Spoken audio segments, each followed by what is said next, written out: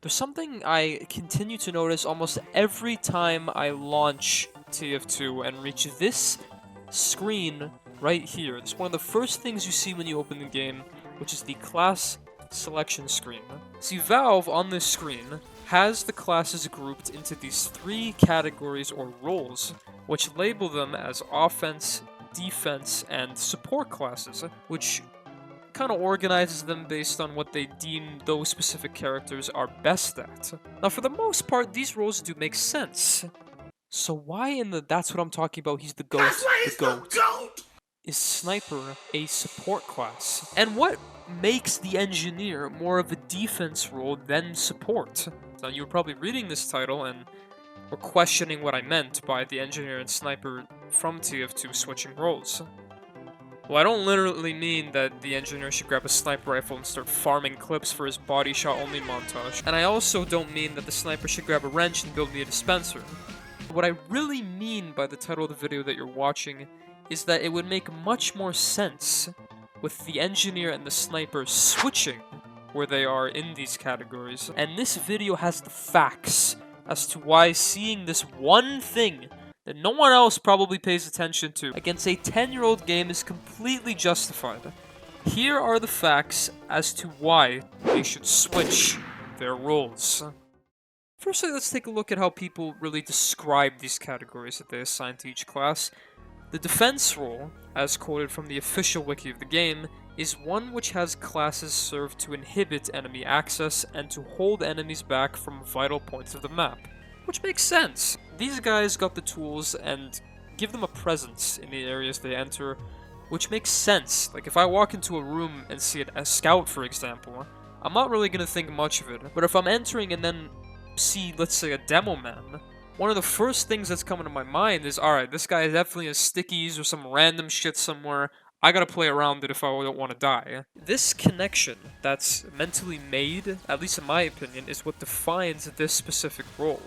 When you enter a room and know that just because a class exists there, you gotta play around it before you can just simply take that space. Because again, you got Demo Man, who has his numerous grenades and sticky bombs that he can place down everywhere, which does make it a barrier. And then there's Heavy, who's a class that's quite tanky, and adding the amount of damage he can do in medium to close range, again, adds to his general presence. The Engineer has a Sentry. Now granted, his Sentry is a good tool that does share similar qualities to defending classes, since it's basically a Heavy that doesn't move and has auto-aim. Stating that the reason Engineer is a class on the defender's side, because of his Sentry being a defending utility, would be a good point if the only thing he could build was a Sentry. When looking at the other utilities provided by the rest of Engineer's building, there are more connections that can be made to him being a supportive class that builds things to support the team, rather than one that builds things specifically to defend an area. His dispenser, for starters, is what makes him one of the two classes that have an integrated way to heal other teammates, the other one being a class who is designed fully around healing people. Although it isn't nearly as much healing, with the level 3 dispenser only healing 4 health less than the medic's minimum healing rate. But it is still a utility that both you and your team can resort to, especially since, again, there are only two classes, Engineer being one of them, who can heal his teammates. This especially adds on to the fact that dispensers also provide a very nice amount of metal to other Engineers on the team, and ammo to everyone. I won't go much more on the details of how the dispenser is a great supportive tool, since there are videos, for example, from this one, from a relatively small YouTuber, let's say, that is fantastic and well made, all about the dispenser. So if you want to see that video, it'll be in the description. This brings us to his teleporter, that again is such a powerful support tool. The way that this game works makes the classes that can reach objectives faster and can travel around the map at a much faster speed have quite an advantage, and the teleporter allows the Engineer to give that luxury to any class he wants. It is the best mobility tool in the game that is shared, and there's, also that odd instance it gets people some free kills against unsuspecting scouts running over it. Shifting back a bit though, even the Sentry itself, the building that is really the only thing that justifies the Engineer as a class on the defensive role, can also be looked at as a support building as well, and that is because of a particular pattern I see a lot of engineers use when they're placing their buildings, which is something I will simply call the sentry theory.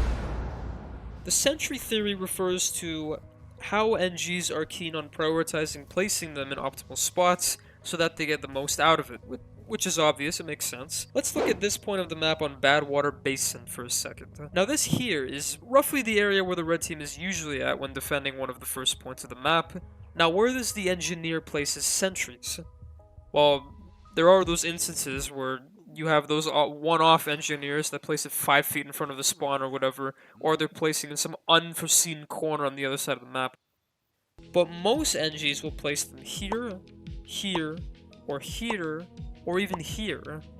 These are what is considered to be the optimal places to put a sentry on this map, since it can see lots of the surrounding area, but also they are placed much further back from the rest of the team, so that it can act as a fallback option for when they can't hold this forward area as well. And it also watches your buildings and any teammates who are currently using them, which sounds to me, at least, that these sentries are being placed with a more supportive intention than a defensive one. Now, if an engineer wanted to maximize their damage output and their presence, like mentioned earlier, the class would probably just place a sentry further up so it can shoot at things with the rest of the team. But engineers just don't do that, and there are other examples of this with other maps, because again, of sentry theory.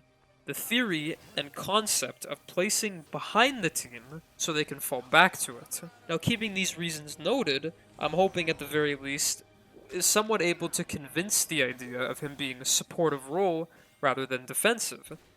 But now we're going to shift to the other side of the coin, the class that is also not in the right role, the sniper. Again, let's look at the wiki for the game for a second time. It quotes that the support role is an assortment of classes that cannot hold the fight on their own, but their specialized abilities can tip the balance in their team's favor. Now there are some qualities with the sniper, such as him being able to drop key classes like enemy medics, or a heavy from a distance, which would, as stated, tip the balance. But that is basically as far as it goes for sniper.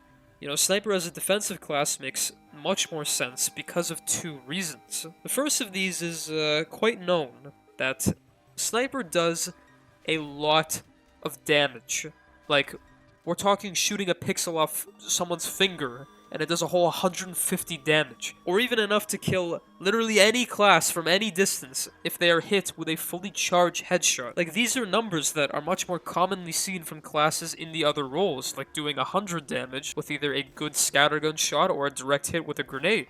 And while yes, this class is essentially a human ragdoll once they reach close enough to the sniper, but a player that is much more familiar with the class usually is able to take the heads clean off before they even get there. Besides damage, there is not much other utility Sniper grants to his team.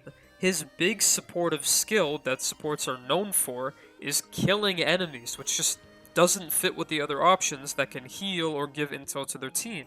Then there's the second reason, which is not exactly the same for everyone, but at least for me, when I see that there's an enemy sniper across the map, that presence that defensive classes are known for is there. When snipers are watching, then that area is basically his until he's killed or dealt with in some other way, which is again similar to when a demo man or a heavy is on the playing field. Other classes will see a sniper and then immediately make the connection that if they do not find some cover fast or a way to play around it, they will quickly find themselves back in the spawn room.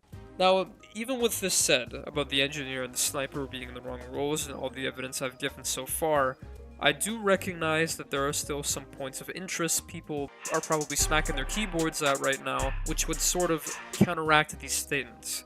And because of that, I will cover, the big 4 points that I could think of right now. So listen here, Pyromain5712, put down that keyboard, stop sending that 700-page essay, alright? Hear me out first. This first point being, doesn't a class like Engineer fight better off against other classes than a Sniper can? And this refers to the fact that support classes, which is what Snipers claim to be as, are not really able to win fights or encounters on their own. While yes, in close quarters, an Engineer with only his base weapons will easily take on the other classes better than a Sniper can, who is automatically at a disadvantage. There are other factors to consider. Like, sure, put an engineer right in front of the sniper's face, and he's most likely to win. But put him at least medium or long distance from him, and then he's gonna lose that fight in almost every encounter. Even for a sniper that is not as consistent on hitting headshots like me, and they can go for a charged body shot and it still does enough damage to kill more than half the classes in the game.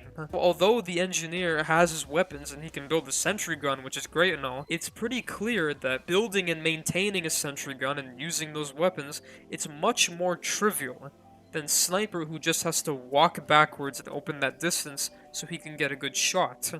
And because of this, engineer does win the close game, but sniper, I find, is able to defend himself a lot better in literally every other scenario. Secondly, wouldn't spy also be considered a defense class, since both sniper and spy are very similar in terms of how they play? Now, the spy does pick off key targets as well as the sniper, but should still be considered as a support because of his abilities to disguise and turn invisible, which allows him to get behind enemies unnoticed and grant intel for his team, along with sapping in enemy buildings. Now, most spies in the game really don't do that. Like, let's be real, they prefer just sitting in a corner with the cloak and dagger, like, spectating. But intel collecting and deterring the enemies is what the essence of the class is supposed to be. And a class that is able to get behind enemies and watch them in that perspective, I find is a lot more supportive to the team than a sniper who is watching the same angle just from really far away. Like what is a sniper gonna point out? Hey guys, look over there, look! Someone's coming over here! And he's pointing out the guy that they've been shooting at for the past 10 seconds. What about the fact that sniper has a lot more supportive unlocks than the engineer, such as his Girardi, which he can use to give his teammates a lot more damage output against enemies, or extinguish teammates from flame, for example. But you have to recognize that these class roles were assigned to each of the classes far before most of these unlocks were even a thing.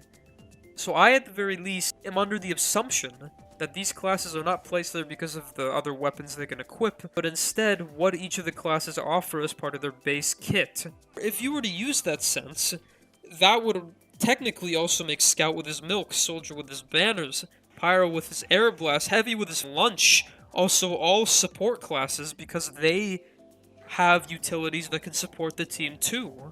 Then there is the last point, which I think is quite a good stance. Is the only actual reason you're making this video so that all your favorite classes are in the same role?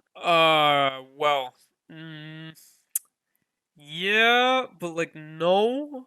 I don't think so, but if you were to,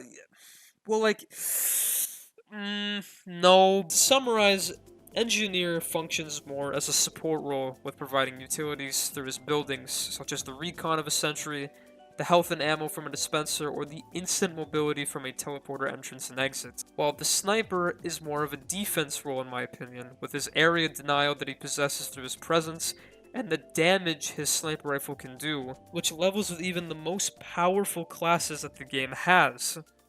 While the engineer is great for being supportive and the sniper is great for being defensive, they aren't currently in those roles that correspond with what they're good at, which is what it means when I say it would make more sense if the sniper and engineer switched their roles. Thank you very much for sticking until the end of this video. I really do appreciate it, and I just want to mention that this video is, of course, mainly for entertainment purposes. This isn't actually, a serious topic that I think, oh, this is a big issue in the game. It's just a small thing, again, for entertainment. But I am also hoping that maybe there were some points that I gave that maybe did convince you. And you are more than welcome to feel free, even you, Pyro Main, whatever name I gave you. You guys are more than welcome, of course, to give the feedback that you want to give. I also wanted to say thank you for my last video, the summer update video. I would have never imagined something that I did on YouTube to reach the amount of people that it did, and all of the, amazing things and feedback that I got from that video. It really was a learning experience to help me understand what I can do to better adhere to those that do want to watch my content, just so that I can produce a much better viewing experience. I want to thank all of you. I want to thank the new subscribers. Welcome to the channel. But other than that, thank you very much for watching. I will see you all in the next silly little video that I make. Goodbye.